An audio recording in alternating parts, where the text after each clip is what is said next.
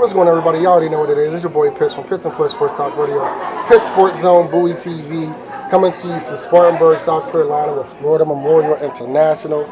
You already know what it is, but before I get into it, I gotta shout out my sponsors. Shout out to Staples for all the help and all the, the engagements and the marketing materials that they help provide me. And, shout out to Smart Water. Thank you for keeping us hydrated. And thank you for the supply of the water that you supplied, the 30 cases for the players during this time. We greatly appreciate it. And now with all of that out the way, ladies, how you doing today? Doing pretty well. How are you? Good. How are you? I'm good. You look nervous. Just a little. They're all staring at me. You don't see me. I know, but we gonna act like ain't nobody in front of us. All right, I got you. How about you? You good? I'm doing good. Yes. If you can, just give a little bit about yourself to our viewers and listeners. Well, my dad was in the military, so he moved around a lot and everything. I have 6 siblings, so I come from a big family. I don't want you to tell your family business. Oh, about myself? Tell you like what gear, your name, and what position you play. She was ready to go into a whole. She's like, "Wait, is this a documentary?" Well, let me tell you, when my dad, he moved us around. It's my life. Y'all just living it. No, so my name is Bianca Campos. I'm from Jacksonville, Florida. Okay. I'm a junior, and I play second base. Okay, how about you? My name is Ciara. I'm from Polk County, Florida, and I play outfield. Okay. How long have you been playing softball? I'm kind of old. How are you going? Wait, I'm kind of old. 17. So how does it feel like? How do you think that made me feel then? But I'm 17 years. 17 years. But no, we're not going to move past that like that. So you said it like you said that made me feel old, right? But because I was at Bowie State at 2000. Oh, yeah. So you still feel old? Nah. See, the way you just said "nah" under your voice said a whole lot. My bad. Nah, see? How about you? How long have you been playing? Since I was 4. Yeah. So a long time. And what year are you? You said you're I'm a junior. Yeah. And what year are you? I'm a senior. Okay, awesome. So let's go through the process. Let's start there, right? So junior and a senior, right? When you talk about that process that you have to go through when it comes to so for your first year to your freshman year, your sophomore year, your junior year, talk about the progression that you've seen in yourself as those years accumulated. So freshman year was definitely a lot of a change coming from high school and travel into freshman year. It was a lot more of all right, you're taken as an adult and stuff like that. So it's kind of you have a lot more to live up to in a sense. And then sophomore year going on, I came to Florida Memorial, played under Coach CJ, and it was just you just grow into a woman and a better person every year, and the athletics part just comes for Absolutely. me. Yeah, same thing as well, because I'm also a transfer. So it was very much different coming from high school into college. Especially getting yourself up and going to class. Not having your parents there okay, get up. Yeah. You need to get up, go get on the bus and stuff. Be self-disciplined, yes. Self-motivated. Yes, yeah. And then also having facilities to go practice on your own outside of practice and everything it's just a big change, but it wasn't that hard. So you're a transfer student as well, so you hit the portal? Well, I guess, yeah. And have you been in the portal? Yeah. So, this is the second Bluefield State I had this conversation, which is very interesting, right? A lot of times when you talk portal, I assumed certain things as it pertains to the portal. Mm-hmm. One, because I never hear a lot of portal information when it comes to women. They only predominantly talk about it when it's men, right? Right. I did not know that when you go in the portal, you actually have to kind of self-advocate for yourself. Mm-hmm. Talk about that journey. So I went JUCO my freshman year, and after I just had a horrible experience personally, and I wanted to just go ahead and get to a university. And I talked to a couple different schools previously before committing to my JUCO, and then it turned into, well, now that I'm transferring after 1 year of JUCO, what did you do wrong? Instead of you just want to get that higher education to begin with instead of having to wait another year. Yeah. So then it turns into you really have to sell yourself and your academics and you and your person as a whole to really get that scholarship from the university, and that kind of situation for me at least. Yeah. How about yourself? I transferred my JUCO because I kind of wanted to be closer to home or in Florida in general, because I came from the school in South Carolina. Okay. So I didn't want to play in this weather anymore. Okay. You know, you see how cold it is outside. Oh, I enjoy it. I'm from Pittsburgh, so I like snow. No, I've gotten too used to the Florida weather, so I'm made for Florida now.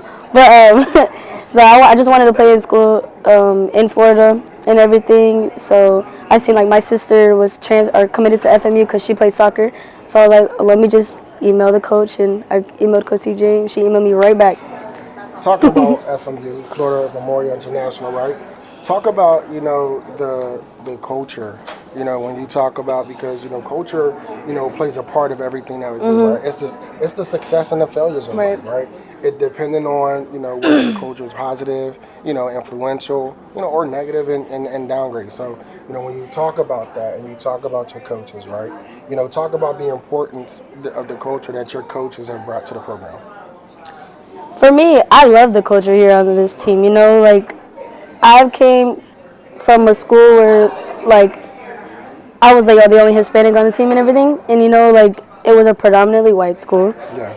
But you know, coming to like the HBCU and everything, you know, I like the diversity on our team and everything. You know, I like going to the school. It's pretty diverse. I feel like I'm a social butterfly, so I really can fit in like well with a whole bunch of people and everything. And like, but just like the different type of culture also, like coach, I feel like coach is a really great coach. You know, she's different. She's hard. She's not soft. You know, she tells you you're sick. It's a mental thing. Right. How about yourself? I would say we had a huge part. A lot of the seniors, especially since we're a fourth-year program, we've had a huge part in developing the culture here. And it's just, I feel like most of the time, you know, it's a very positive atmosphere, and we worked from the bottom to get where we are now and be put on the map. And it's just that culture that we built together as a team. And the thing that I love, you know, something that you said, and I kind of spoke, you know, to Bluefield State about this as well, as, you know, the cultural diversity. I love it, right? Because you're getting all different, like one, you know, it's a lot of different personalities, right? So for a coach, and this isn't my words, this is the words from other women's softball players, you know, but, you know, getting a lot of women together on the same page, you know, I'm sure the challenges that the coach has, Oh, you yes. know, with all of the different personalities, right? But, you know, the cultural diversity, you know, for the HBCUs, I love it, right? And I said that yesterday when I was talking to Edward Waters, you know, and I was talking to, like I said, Bluefield State, you know, and, you know, you mentioning it just now, you know, I love the dynamics of it, and, you know, that it shows, you know, in regards to the culture, because you know what, you know, it sounds like your coach is like an older school coach, to where it's like, you know, you say something's wrong, I'm like, nah, it's mental. Right. Show me why. Show me why you sick. Like you can show them that you're sick. Like, you want me to show you my doctor's note? But you know, it also helps instill the direction and the growth and the progression, you know, of the institution. This season for Florida Memorial International, what are you looking forward to in regards to the progress as the season progresses? Well, like I said, we're a fourth-year program, so last year really put us on the maps for, you know, our Sun Conference and just players as individuals, and then the whole team as a whole. And it's now we're seen for who we are, and we really just want to show them that we should have been put to that standard and held up higher than what we were last year. And we're really going to try to prove it to them this year. And we think that, you know, this is our year because we have a lot of starting seniors and stuff like that, and our team chemistry is like just insane this year. Okay, how about yourself? Yeah, like she said, they project us not even to make the tournament, the Sun Conference tournament and everything, and for us to finish fourth, I think that like that was a pretty win for us, a pretty big win for us and everything. And I feel like this year we do have a lot of team chemistry and everything, so I feel like we're going to do really well this season. Not to say that we should, like as an athlete, you know, we should never need a motivation to come from an outside source, right? But how important of a message does that play? Like, especially when you've had the success, right? And then the preseason picks come out, and then they're like, "Oh, that was last year. You know, you're not even picked this year to have the same or equal to success." Right. I would say that for us last year, not to be projected, we were projected 8th out of 8, and we ended up 4th out of 8. And I feel like that just lit something behind us to kind of do better and want to prove them wrong and make it to the tournament and, you know, do what we did in the tournament. And it's like this year I feel like we want it even more because now they've given us the credit that we've deserved, and it's like now we want to prove that we will be number one. You know, that's what that's our biggest goal, and that's what we preach every day at practice. Absolutely. How about yourself? Yeah, pretty much the same thing as she said. Like, not that like you said too, not that we needed it, but like it just added fuel to the fire and everything. So, like, I think we're gonna do really good this year and everything, and that just pushed us even more. Like, especially seeing the season that we had last year, we're gonna carry it over to this year, but do some more things. So there's I do this with every team that I interview, right? Because I look at it as, a coach can go to a recruit and a coach can say all the things that a recruit want to hear, but it's coming from a coach, I think that the player's perspective, it adds weight to the coach's pitch to a recruit. So if there was a transfer student or a high school student who's looking to, further their career and as a student athlete, right? Why FMU? I think just the team chemistry alone. I feel like we really get along with each other. Don't get me wrong, every team has their ups and downs, but I feel like we come together really well. Yeah. And these girls are like my sisters and everything.